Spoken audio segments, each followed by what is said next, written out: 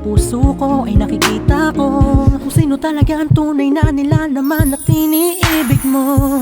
Pero kahit na ganun ay tiniis ko mga bawat pananakit mo. Tapos ganun lang, iiwanan mo lang pala ako. Isa lang ang namumukod, tanging tanong ko sa iyo, hindi na ba kaya